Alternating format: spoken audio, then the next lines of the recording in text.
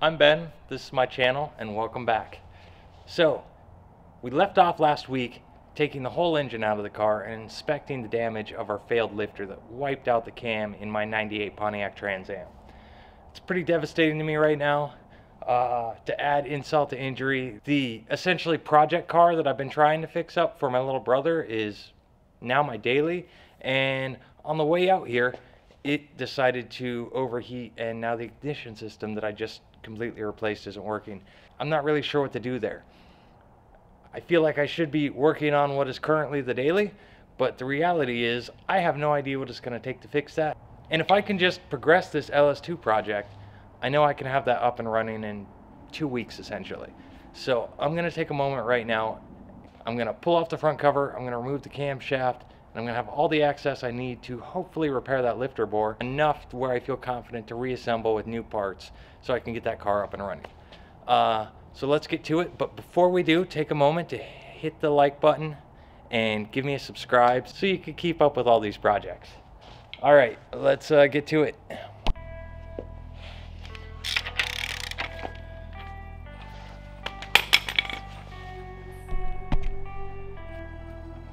Gotta pull this out so we can slip the front cover off. It's a handful of 10mm bolts to get it off, and we should be able to see all the goodies. Break all these loose super quick. See how strong I am?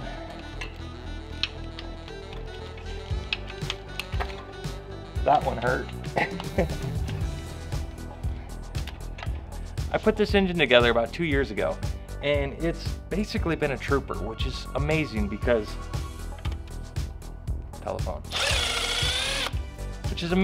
it was really hastily put together, and you know, I was desperate and I just kind of pulled it off. A lot like we are right now, but I'm a bit smarter now and a lot more capable, so I'm confident we'll be able to get something really sweet here.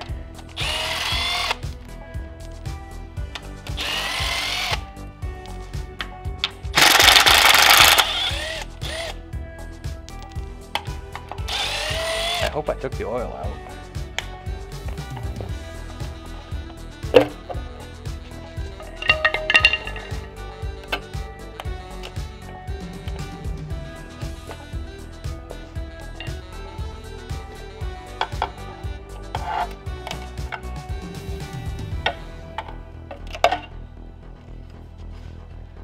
All right, front cover's off. With the oil pump. I'm gonna want to replace this chain. It's really bad, actually.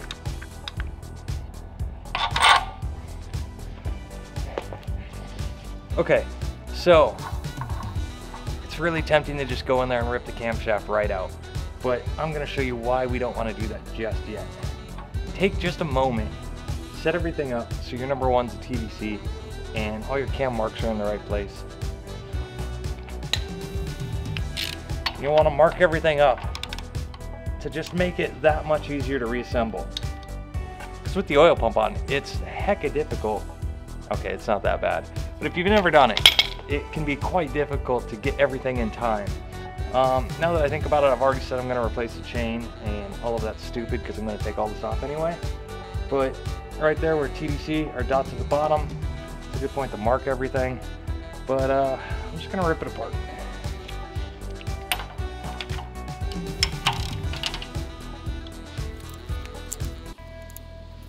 Not bad considering I put this whole thing together without Loctite.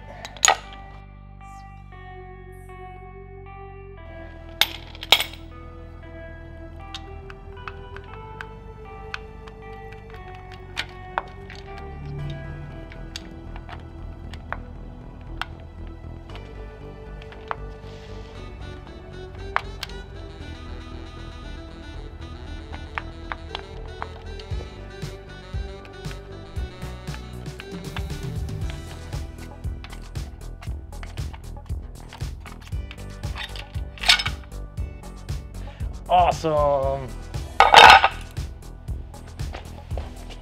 Okay, super lame thing to geek out about. these old LS1s, well, this is an LS2, but a lot of the parts, okay. Basically this part I reused from my LS1, and it's got 10 millimeter camshaft retainer bolts. If you've ever taken an LS motor apart, they use, I want to say, a T35 torque spit, and it sits flush. And they pretty much, a lot of the time, they will just totally strip out and be trash, and they can be a real pain in the ass to get off. My advice, don't use too much Loctite on them, and torque them to the spec, which is something like 11.5 foot-pounds, not 18 foot-pounds like everything else. That won't be that big of an issue for us, so I'm excited because we should actually be able to get this out pretty quick. I was dreading that.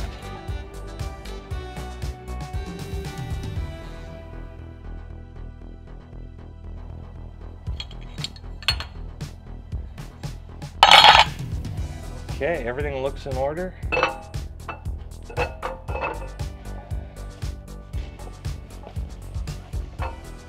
This is a lot easier to do with the rear cover off, but I'm being lazy and just trying to go fast, so I'm going to bang everything out.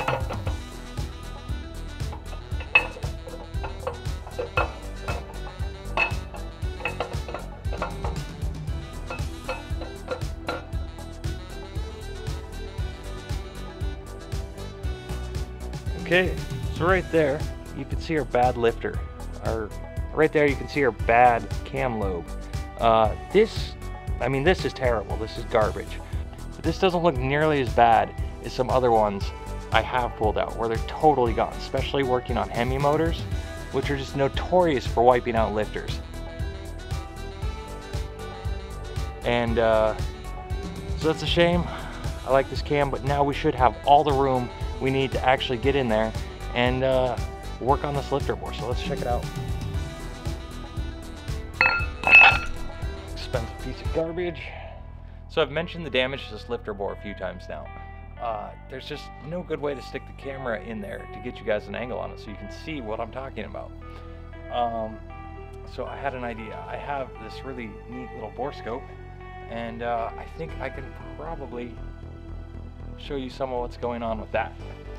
So I think you'll see what I mean by it's not quite as bad as I thought it might be, which I'm thankful for, but it's certainly not at a point where it can presently function. Oh yeah, that's actually working way better than I thought it would. So right there you can see that there is a pretty substantial groove there, there, and down there. Thankfully, the bore itself seems to still be pretty straight, but those are nasty gashes. So I have an idea on how I'm going to fix those, because presently if I try to stick a lifter in that hole, it just binds up on that rough edge on the wall.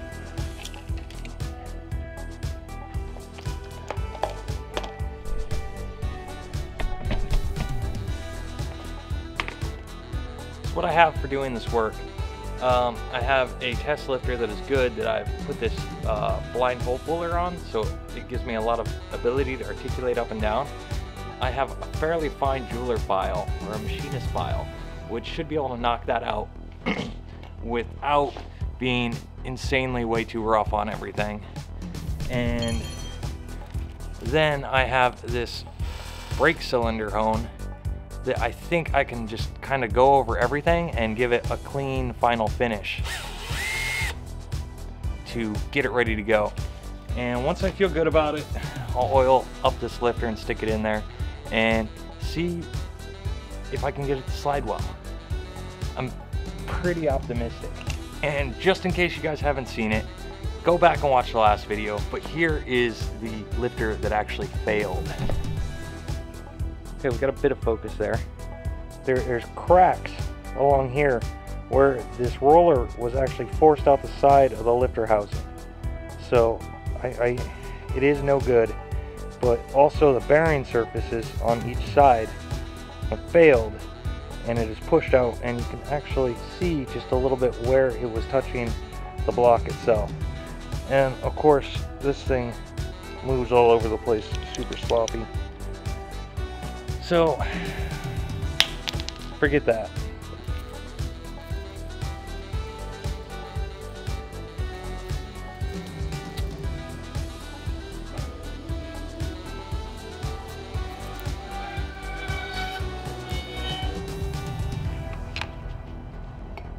It really doesn't take much with this fine file.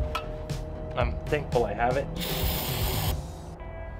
This actually came out of my grandpa. He used to be a tank machinist of some sort. I don't really know what he did, but he had a machinist toolbox with all sorts of little files and whatnot.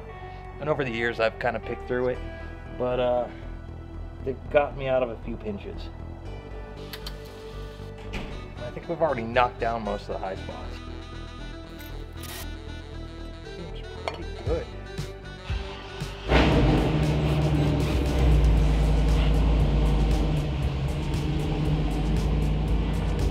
Now I'm going to make sure to lube these up really good. Kind of let them soak it up. This is just synthetic motor oil. You can really use whatever. In the past, honing blocks, I've used ATF because I really like its detergent properties.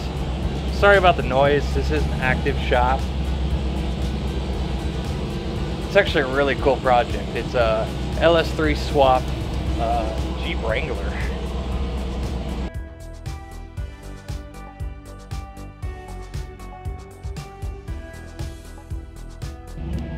All right, here goes nothing.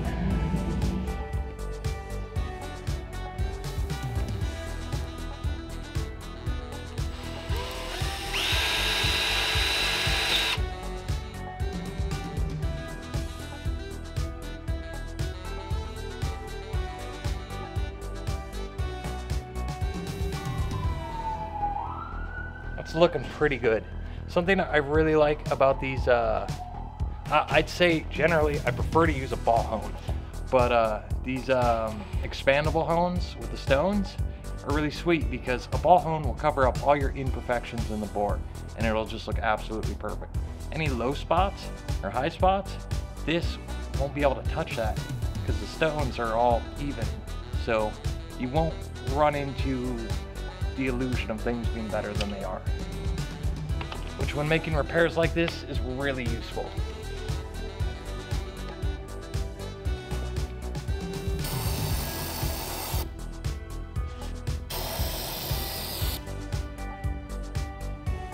Okay,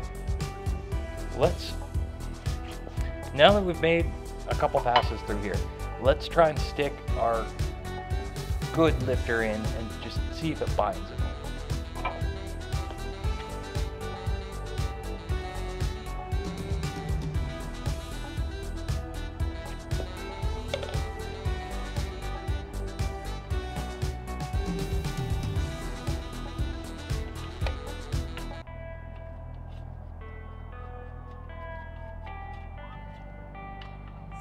Kind of rocking back and forth, testing for side play, and it actually feels pretty good when compared to a known good bore.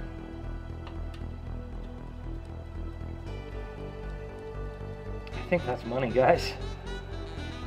I got the lifter sliding pretty freely, but at really low depths and really high heights, I was finding some bindage.